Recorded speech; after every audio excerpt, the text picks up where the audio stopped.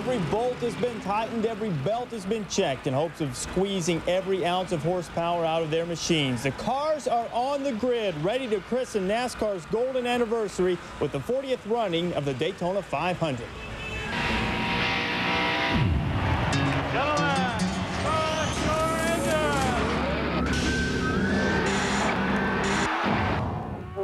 There was about 15 or 20 people sitting around this great big table at the Streamline Hotel, and this was what I understand was the very start of NASCAR racing.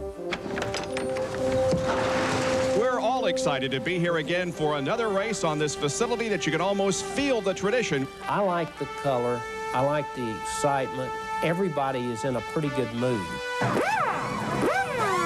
make a living at this?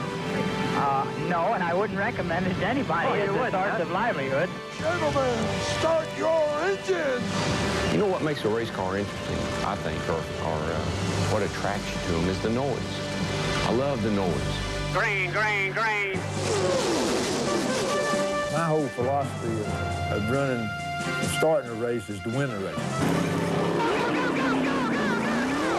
In the last pit stop, he says, I can't drive this anymore. I said, damn, you wanted that, you got it, you drive it. Really, it was more survival, I think, than really out driving anybody or outrunning anybody. There's been a crash on the home stretch, a car upside down. And that's A new car, it is Richard Petty.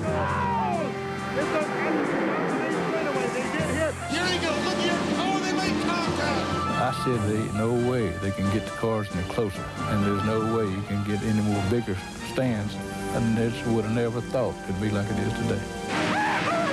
Thank God!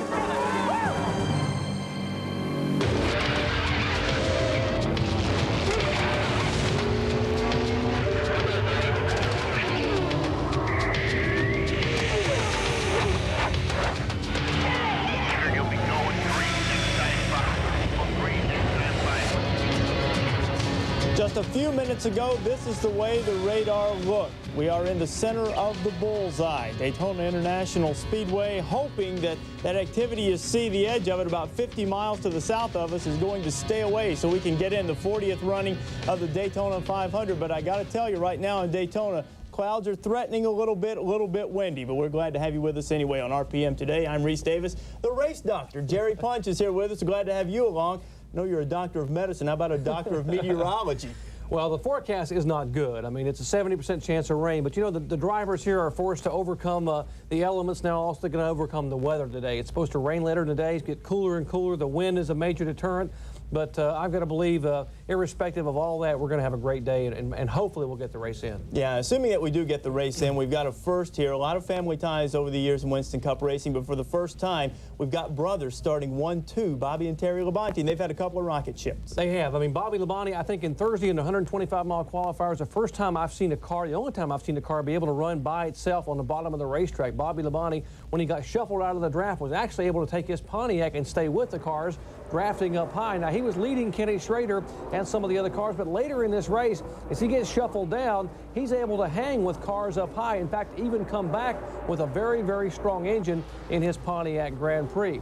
Now, brother Terry Labonte, he is the big question mark. He's an unknown in this field. He came out in the first day of practice and ran laps at 192 miles an hour, but in his qualifying race, he makes the hard left-hand turn to the garage area, so we have not seen what he has. Just like an NFL team wouldn't come out and show you their trick plays during warm-ups, Terry Labonte has not shown his hand until they drop the green flag. Yeah, the middle of that pack is the last place he wanted to be on Thursday. Well, 10 years ago here in Daytona, it was a family affair finish with the Allisons, Bobby and his son Davey coming home 1-2. Today, the Labontes have a jump. Bobby and Terry starting 1-2, as we mentioned, and they wouldn't mind keeping the finish all in the family, although the preferred order would vary depending on who you ask. Bill Weber got a chance to ask both.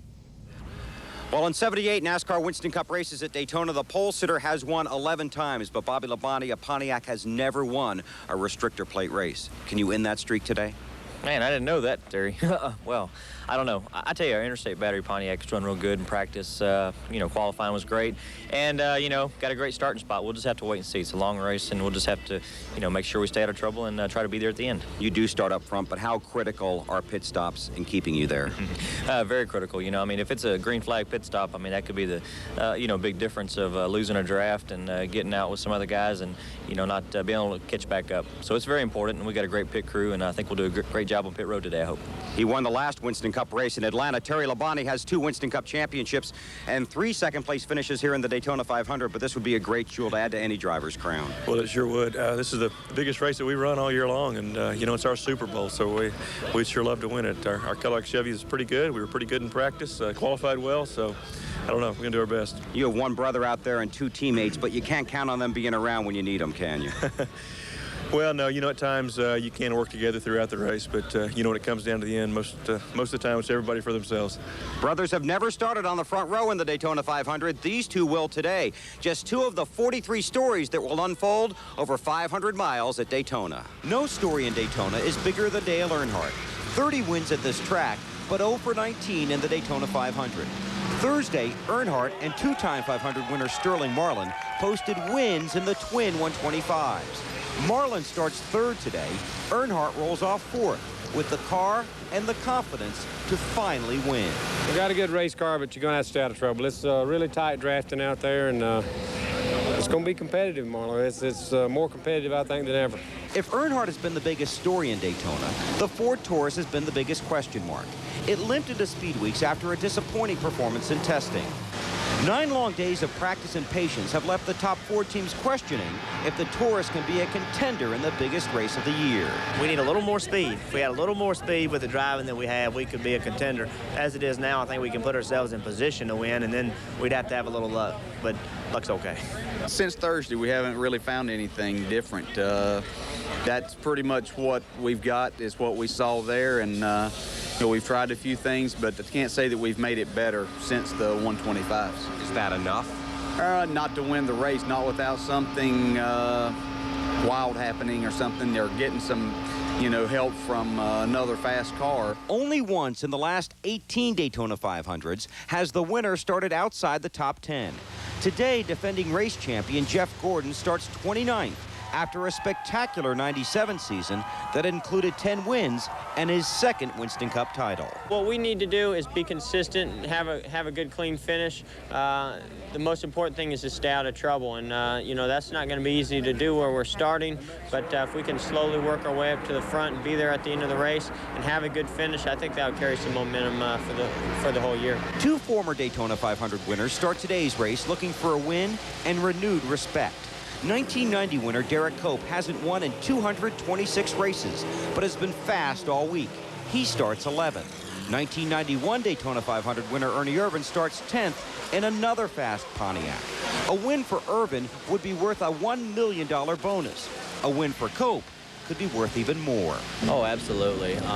We've got to prove to ourselves and to our people that we're capable of doing it. And right now, the attitude's there. We know we can win. We've got a car capable right now in the Gaumont Pontiac capable of winning this race. The cash is an added incentive, but still, the win is the whole thing. Being able to win the Daytona 500. I'd appreciate it even more now just because of everything, you know, I've been through in my career, and especially being the 50th anniversary. This is going to be a very special win for whoever wins it. Now, John Andretti joins Ernie Irvan, the Labonte brothers, and Ken Schrader as the 5 drivers eligible for the No Bull $1 million bonus here at Daytona. Reese? All right, Bill, thanks a lot. We'll hear from you a little bit later. Well, it was a calculated gamble for Ken Schrader, and he rolled snake eyes. Thursday in the twin 125s, Schrader was running 2nd to Jeff Gordon when both pitted under caution. The other leaders stayed out. Schrader never caught up, then got caught up in a nasty crash with Johnny Benson, suffered a broken sternum, and he'll start his backup car from the 31st spot. Bill Weber to work again. He caught up with Schrader this morning to see how he's feeling. We're fine. I mean, I'm sore, and they got me all padded up and protected up with some hard plastic in case we take another hit, but it's just a little crack in the sternum. It'll be fine. You've been fast all week, Kenny. Can you still win despite the injury? Oh, yeah. Just, you know, be a little harder from starting spot, but it's a long race, so that's no big disadvantage. But car's good. We're going to be right there. A race car driver is always tough, Jerry, and this guy knows how to run the track. He won 3 straight poles here earlier in his career. But this particular injury, what kind of struggles will it present for him today? Well, you know, Kenny, when he hit the wall, basically 185 miles an hour head-on with the concrete, and basically pressed his sternum, his chest against the steering wheel, and bent a tempered steel steering wheel back over. Now, what he basically has is a fracture involving the middle of his breastbone here at the level of the 4th rib. Now, today, during the race, he will wear a flak jacket. He'll wear a jacket so are designed for bull riders. I think bull riders and race car drivers are very, very similar. If the limbs are still attached, they're going to get back up in the saddle again and go, which is Kenny Schrader, a tremendous pain threshold. He'll wear a flak jacket. He'll wear a piece of plastic molded orthoplast over his sternum to try to dissipate any energy if he would hit again over the fracture site. And he'll wear a TENS unit, an electronic stimulating device attached to his sternum to send electronic impulses into the skin and into the bone and cartilage area to try to mask the pain from getting there to his brain where he can perceive it. He's a tough guy. He's a tough guy, and before the crash, he certainly had himself a fast race car as well. Still to come on RPM today, he sort of assumes we're tired of asking about it, and he's certainly tired of answering it. After nearly 2 decades of frustration, will the 20th time finally be the charm for Dale Earnhardt as he runs for that elusive Daytona 500 crown? And there is Dale Earnhardt headed for his race car. We will hear more from the Intimidator when RPM Today rolls on. Well, historically, Rusty Wallace is a guy who hasn't enjoyed a lot of success at Daytona. Won just his second race in 62 starts when he took the Bud Shootout during this edition of Speed Week. So maybe the tide is turning just a little bit for the two-car. And Bill Weber is standing by on the grid where Rusty's going to roll off 12th. Well, they've been strong all week, and Rusty just one top 5 finish in 40 restrictor plate races for you. How about today? Well, hopefully it'll be another top 5 today. We're running great out here today at Daytona for the 500.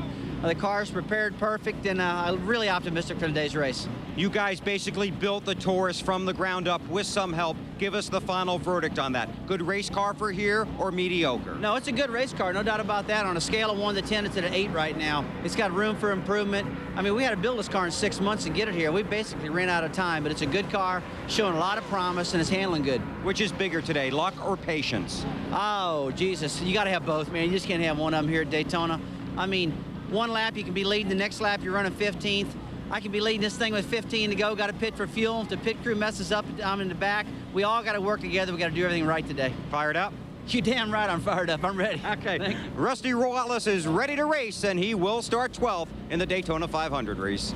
All right, Bill, thanks a lot. Rusty's always excited when it comes time to get in the race car. Well, as unfair as it may be in the eyes of many, just as John Elway needed a Super Bowl to complete his glorious career, Dale Earnhardt needs that final crown jewel in his racing resume, that being the Daytona 500. This particular race has been very cruel. Earnhardt's won 30 times at this track, and he's led 17 of the 19 Daytona 500s he's raced, but he's never led at the end. Here's Kenny Mayne.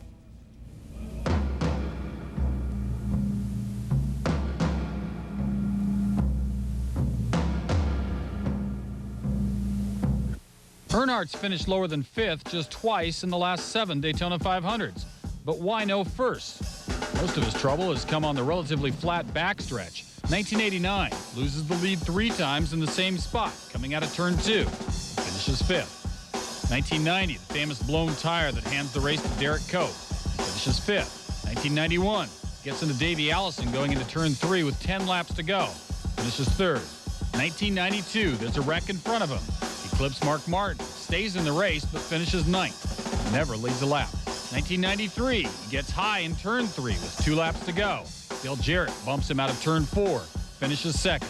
1995, he makes the charge from 8th to 2nd in the final 8 laps. And oddly for him, most of his passing came on the backstretch. Runner-up again.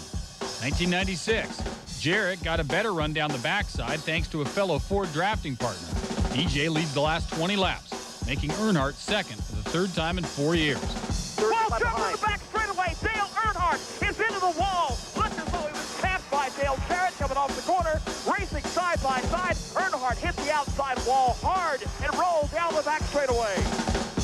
The worst thing that bothers me about it is how many times I've been so close and how many times I've lost it that way. I've had the race won by a mile. I've lost it by a half mile. I've run out of gas. I've had all kind of scenarios happen to me. I got passed on the last lap, time or two, so I got turned over a couple times.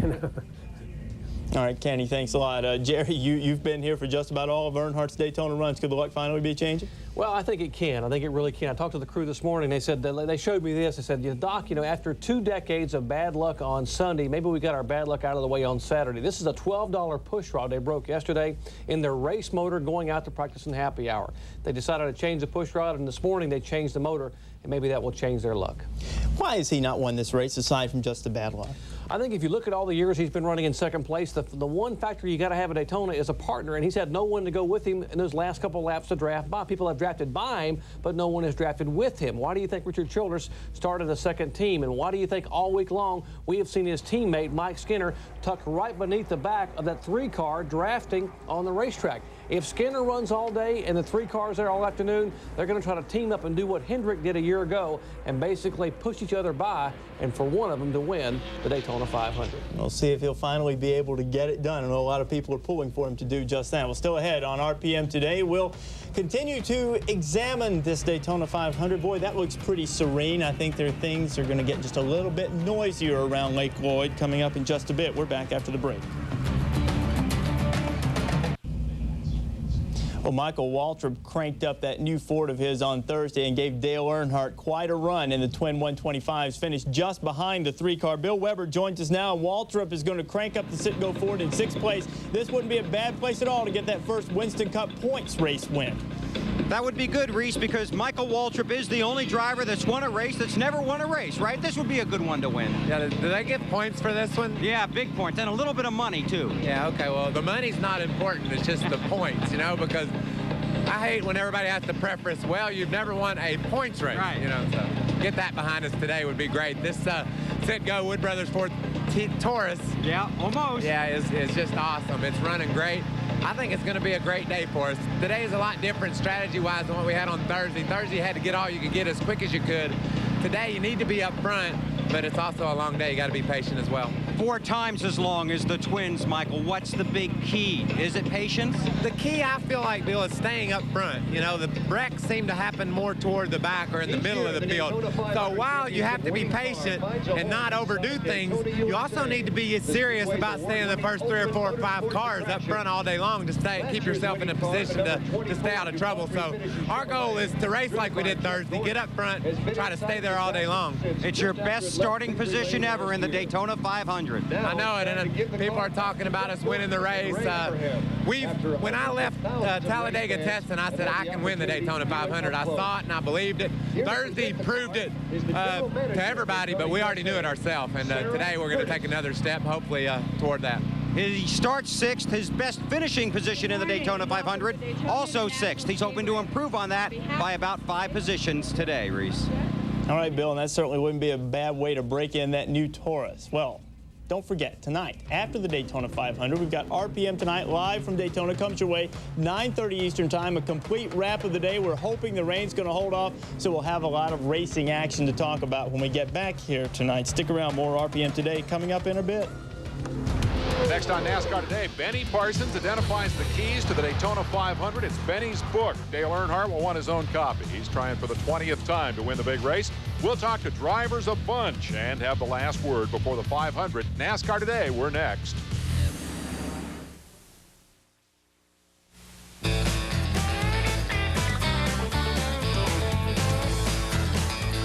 Daytona, February 15th, 1976.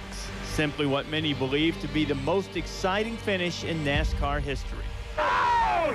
It's a straightaway. They did hit. He smashes into the wall. Will he come across the start-finish line? He's going to win the race. He's going to win it spinning. As he, I believe, will take the checkered flag. No, he did not make it. He is less than 100 yards from it. Here comes Pearson. Pearson is going to try to make it across the finish line. Petty has his car going. Pearson's going to win it. Oh, back to Randall. He wins the race. It is moments like that. It draws the people to Daytona. Some are estimating 180,000, maybe even more. Getting ready for the 500. We're back after the break.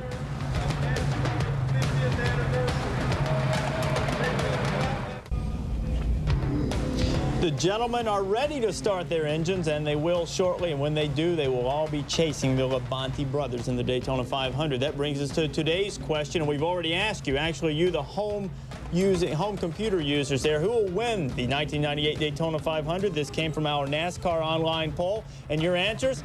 You say that Dale Earnhardt will finally snap that hex. 36.2% of you saying that logged on. That's over 12,000 votes that Earnhardt got there, nearly 34,000 votes total? Well, we're just about out of time, but I wouldn't leave you without asking this man a question. Dr. Jerry, who's gonna win this thing? Well, I don't know. I tell you, I can be honest with you, I don't know who's going to win the race, but I tell you, among the Chevrolets, Earnhardt, Terry Labonte, Schrader from the back of the pack, awfully strong. The Fords, Bill Elliott, the people may be right, Elliott, Martin, Jeff Burton.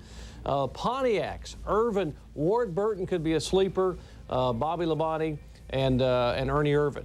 And among that group, I mean, it's a toss of the coin. They are all so even. But emotionally, Dale Earnhardt and Terry Labonte, their 20th time here, and neither one have ever won it.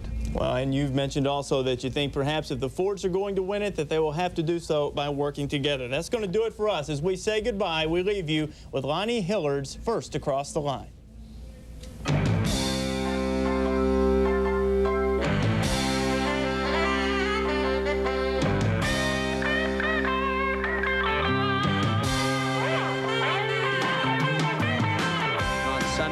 You got to have everything. You got to have a good car, a good pit crew. You got to have good luck. Everyone, if they could only win one race a year, they'd want to win the Daytona 500. It's time to go race. 200 miles an hour in a rolling cage of steel. Slick black, hot track, tearing at my wheels. I gotta put it up front, stay on the gas. Gotta be first across the line. Gotta be first across the line. Gotta be cool, stay out of trouble. Watch you walk. I gotta stay in the draft. Run a little hot, watch that dirty air. Somebody's coming, better get out of here, 'cause I'm 200 miles an hour in a rolling cage of steel. Slick black, hot track, tearing at my wheels. I gotta put it up front, stay on the gas. Gotta be first across the line. Jeff Burton pit pose out of turn number 4 at age 29, and after 96 races, he'll Texas two-step into victory lane. But Jarrett wins by just a car length. I gotta put it up front, stay on the gas. Gotta be first across the line. Gotta be first across the line. I'm up front now, coming up on traffic. Dive low, I gotta stay in the groove. There's a spin, go high. Oh man, that was a close one. Gotta make my move, 'cause I'm 200 miles an hour in a rolling cage of steel. Slick black, hot track, tearing at my wheels. I gotta put it up front, stay on the gas. Gotta be first across the line. Gotta be first across the line. And congratulations to Mark. The drought is over. Did you see him just lay his head over and say, thank God?